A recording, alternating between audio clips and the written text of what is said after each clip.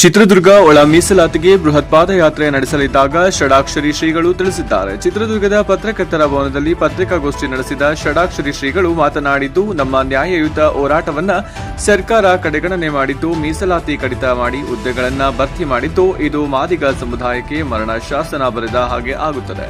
ಒಳ ಮೀಸಲಾತಿ ಅನ್ವಯಿಸಿ ರಾಜ್ಯ ಸರ್ಕಾರ 56,400 ಹುದ್ದೆಯನ್ನು ಭರ್ತಿ ಮಾಡಲು ಹೊರಟಿದೆ.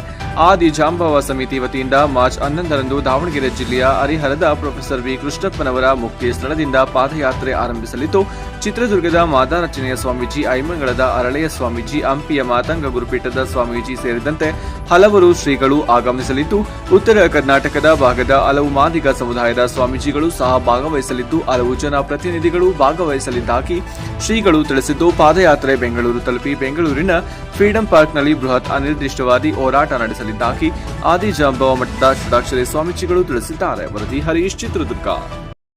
ಸಮುದಾಯದ ನ್ಯಾಯಬದ್ಧ ಹೋರಾಟವನ್ನು ಈ ಸರ್ಕಾರ ಕಡೆಗಣಿಸುತ್ತಾ ಮೀಸಲಾತಿ ನೀಡಿದೆ, ಕಾಲ ದೂಡ್ತಾ ಇದೆ. ಮೀಸಲಾತಿ ನೀಡೇ ತಿರುತ್ತೇವೆ ಅಂತ ಸರ್ಕಾರ ಈ ಮೀಸಲಾತಿ ಕಡಿತ ಮಾಡಿ ಹುದ್ದೆಗಳನ್ನು ಭರ್ತಿ ಮಾಡಲಿಕ್ಕೆ ಹೊರಟಿದೆ. ಇದೇನಾದರೂ ಭರ್ತಿ ಮಾಡಲಿಕ್ಕೆ ಹೊರಟ್ರೆ ಮೀಸಲಾತಿ ಕೊಡದೆ ಇಡೀ ಮಾದಿಗ ಸಮುದಾಯಕ್ಕೆ ಮರಣ ಶಾಸನ ಬರೆದಂತೆ ಸರ್ಕಾರ.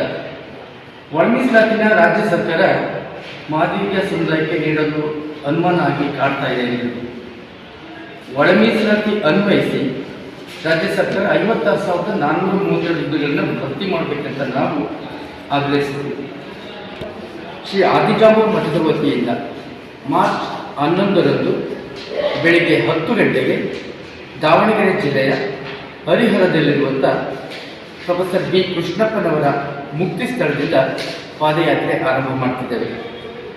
ಈ ಪಾದಯಾತ್ರೆಗೆ ಚಿತ್ರದುರ್ಗದ ಮಾದಾರ ಚೆನ್ನಯ್ಯ ಗುರುಪೀಠದ ಡಾಕ್ಟರ್ ಶ್ರೀ ಬಸವಮೂರ್ತಿ ಮಾದಾರ ಚೆನ್ನಯ್ಯ ಸ್ವಾಮೀಜಿಯವರನ್ನ, ಐಮಂಗಲದ ಶಿವಶರಣ ಹರಳೆಯ ಗುರುಪೀಠದ ಬಸವ ಹರಳೆಯ ಸ್ವಾಮೀಜಿಯವರನ್ನ, ಹಂಪಿಯ ಮಾತಂಗ ಗುರುಪೀಠದ ಶ್ರೀ ಪೂರ್ಣಾನಂದ ಭಾರತಿ ಸ್ವಾಮೀಜಿಯವರನ್ನ, ಮಾಗಡಿಯ ಪಾಲನಹಳ್ಳಿ ಮಠದ ಡಾಕ್ಟರ್ ಸಿದ್ಧರಾಜ ಸ್ವಾಮೀಜಿಯವರನ್ನ ಆಹ್ವಾನ ಮಾಡ್ತಾ ಇದ್ದಾರೆ. ಜೊತೆಗೆ ಉತ್ತರ ಕರ್ನಾಟಕ ಭಾಗದ ಮಾದಿಗ ಸಮುದಾಯದ ವಿವಿಧ ಮಠಾಧೀಶರು ಕೂಡ ಈ ಪಾದಯಾತ್ರೆಯಲ್ಲಿ ಭಾಗವಹಿಸ್ತಾ ಇದ್ದಾರೆ. ಈ ಪಾದಯಾತ್ರೆಯಲ್ಲಿ ಒಳ ಮೀಸಲಾತಿ ಹೋರಾಟಗಾರರು, ಮುಖಂಡರು, ದಲಿತ ಸಂಘಟನೆಗಳ ಹೋರಾಟಗಾರರು, ಜನಪ್ರತಿನಿಧಿಗಳು ಹಾಗೂ ಸಮುದಾಯದ ಎಲ್ಲರೂ ಕೂಡ ಪಾಲ್ಗೊಳ್ತಾ ಇದ್ದಾರೆ.